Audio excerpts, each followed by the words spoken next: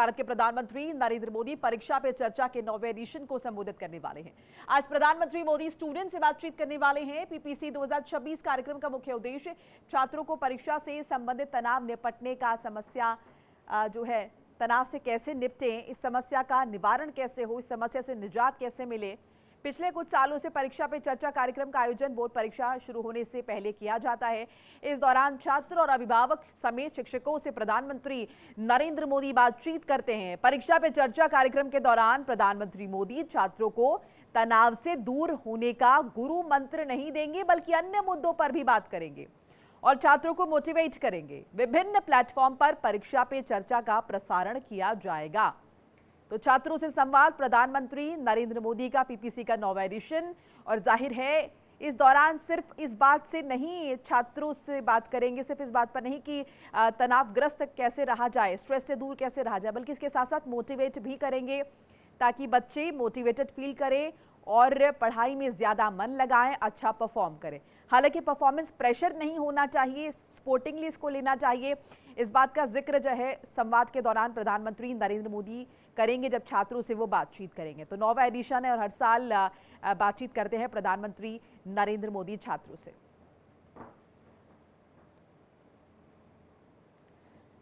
और वहीं केंद्रीय गृह मंत्री अमित शाह 2 दिवसीय दौरे पर जम्मू पहुंचे। इस दौरान वो जम्मू कश्मीर में सुरक्षा स्थिति की समीक्षा करने वाले हैं और क्षेत्र में विभिन्न विकास परियोजनाओं की शुरुआत भी करने वाले हैं। अधिकारियों ने जानकारी दी है। जम्मू हवाई अड्डे पर पहुंचने पर उपराज्यपाल मनोज सिन्हा ने गृह मंत्री का स्वागत किया है। उपराज्यपाल ने सोशल मीडिया एक्स पर पोस्ट में लिखा है कि आज जम्मू हवाई अड्डे पर केंद्रीय गृह मंत्री अमित शाह का स्वागत किया। अधिकारियों के अनुसार शाह कठुआ जिले में अंतर्राष्ट्रीय सीमा पर सीमावर्ती चौकियों का दौरा करेंगे। इस दौरान वो सीमा बलों के लिए 6 कल्याणकारी योजनाओं का डिजिटल माध्यम से उद्घाटन और शिलान्यास भी करने वाले हैं।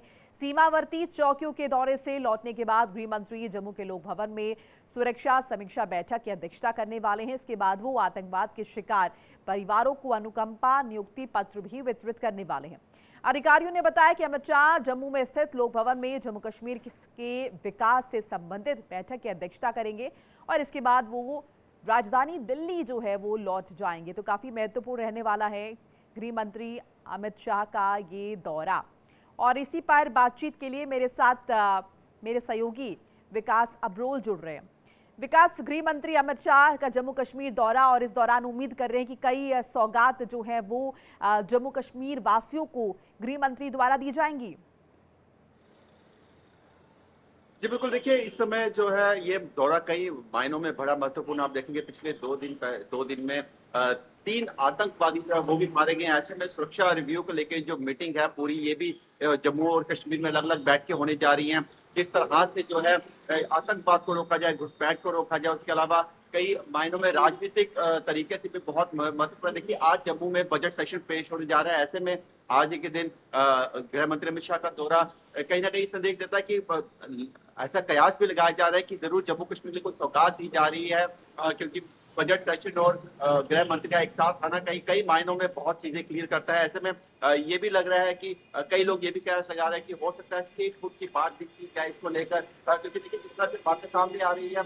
आज सबसे पहले वो कल देर रात को 11 के आसपास उसी का लोक भवन के, उसके बाद आज सुबह वो हीरानगर के जो सेक्टर की जो कुछ पोस्ट है वहां का दौरा करेंगे। आउटपोस्ट जो है ये सब वहां दौरा करेंगे। वो ये जरूर चेक करेंगे, कोशिश करेंगे कि जो घुसपैठ को लेके जो एंटी इंफिल्ट्रेशन गेट्स है उनको किस तरह से मजबूत किया गया, हाईटेक इक्विपमेंट जो लेटेस्ट इंस्टॉल की गई है उनका क्या रखरखाव किया जा रहा है। उसके अलावा जो 2:30 बजे इनकी एक यहाँ पर फिर से सुरक्षा समीक्षा को लेके बैठक है और उसके एक राजनीतिक भी इसके कई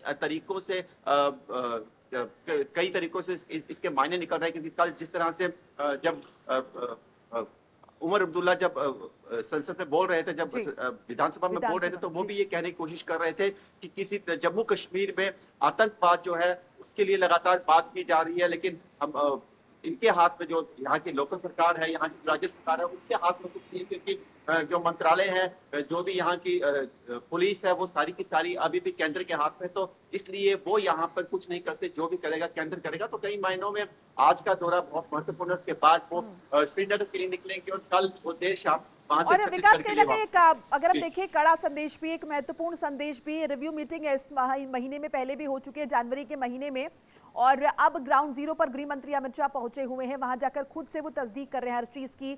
तो कहीं ना कहीं ये भी एक संदेश जाता है कि केंद्र सरकार जम्मू कश्मीर की सिक्योरिटी को लेकर या फिर अपराध के खिलाफ, आतंकवाद के खिलाफ जीरो टॉलरेंस की पॉलिसी को लेकर कितनी ज्यादा सख्त है।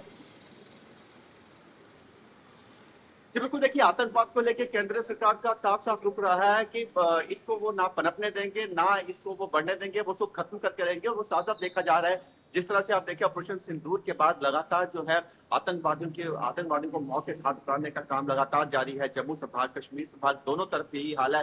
लगातार ऑलराउंड वर्कर्स नेटवर्क इस तरह से ध्वस्त किया जा रहा है। आप देखेंगे जो लाल किला ब्लास्ट के बाद भी जो जम्मू से जो तार जोड़े, उसके बाद जिस तरह से काम किया गया, जिस तरह से पकड़ा गया लोगों को, ऑलराउंड वर्कर्स को निशाने पर लिया गया, उसके बाद से आतंकवाद में बहुत कमी आई है। और देखेंगे पिछले काफी समय से आतंकवादी जो हमले हैं वो भी बहुत कम हो चुके हैं। आतंकवादी लगातार छुपे हुए हैं, क्योंकि वो जानते हैं कि आतंकवाद रोधी अभियान जो है, चाहे ऑपरेशन किया देखे, ऑपरेशन तराशी देखे, ऑपरेशन महादेव चला था, ऑपरेशन ऑल आउट चला था, ये ऑपरेशन सब केंद्र सरकार द्वारा चलाए गए, जिससे कहीं ना कहीं आतंकवाद को लगाम लग रही है। ठीक है विकास, उन परिवारों से भी मिलने वाले हैं जो कहीं ना कहीं आतंकवाद के शिकार हुए हैं अतीत में, और ये उम्मीद कर रहे हैं कि केंद्र की तरफ से उन्हें कुछ मदद मिलने वाली है।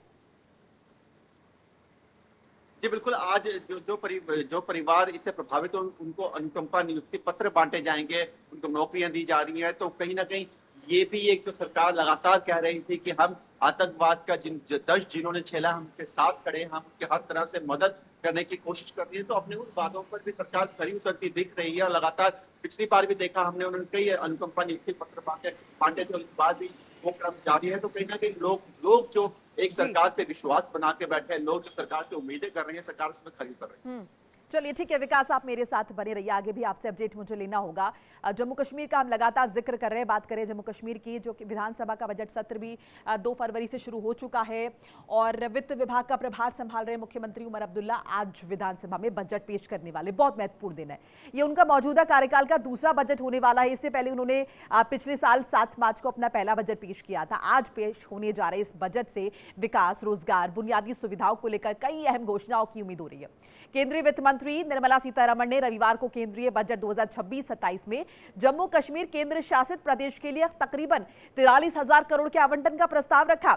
यह राशि चालू वित्त वर्ष की तुलना में तकरीबन 2,000 करोड़ ज्यादा है। अच्छा ठीक है विकास, मेरे साथ लगातार बने हुए। विकास, जम्मू कश्मीर का बजट आज पेश हो रहा है, क्या क्या उम्मीदें जम्मू कश्मीर वासियों को इस बजट से?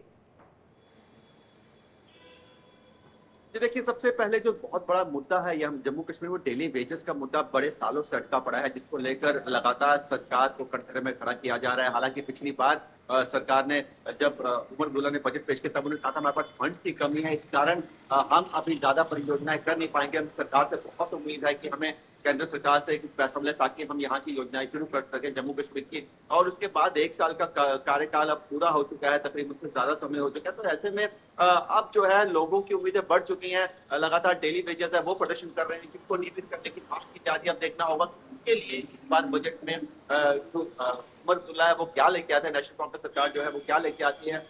जल जीवन शक्ति मिशन के अंतर्गत कई स्कीम्स शुरू की गई हैं, उनको लेकर जो है लोगों की बड़ी उम्मीदें हैं। हालांकि कई ऐसे लोगों को जो है 200 यूनिट फ्री बिजली देने की बात की गई थी जब इन्होंने अपना मैनिफेस्टो जारी किया था नेशनल कांफ्रेंस ने, वो अभी तक पूरा नहीं किया गया। उसको लेकर जो है कई दिन से, पिछले 2-3 दिन से लगातार हमने देखा है उसको बहसबाजी चल रही है। सबसे बड़ा खास मुद्दा जो है नेशनल लॉ यूनिवर्सिटी का जो गरमाया हुआ है, उसको लेकर घोषणा करनी भी बाकी है कि वो कहाँ खोली जाएगी, उसके लिए क्या क्या नए जो नियम है वो बनाए गए हैं।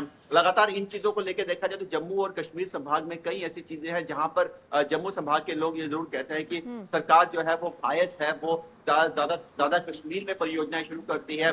अब जम्मू के लोगों को किस तरह से जो नेशनल कांग्रेस सरकार है वो उनको क्या सहूलतें देती है, किस तरह से उनके लिए योजनाएं शुरू करती है, ये देखने वाली बात होगी। हालांकि कई मुद्दों पे देखा जाए तो जम्मू और कश्मीर संभाग के जो नेता हैं वो आमने सामने आ रहे हैं। लगातार कई ऐसे मुद्दे हैं जिनको लेकर रोज विधानसभा में भी बहस जारी है, बहुत ज्यादा बहस हो जाती है। काफी महत्वपूर्ण रहने वाला ये पूरा दिन, आप नजर बनाए रखिएगा। विकास, फिलहाल के लिए बहुत बहुत शुक्रिया तमाम जानकारी बातचीत साझा करने के लिए।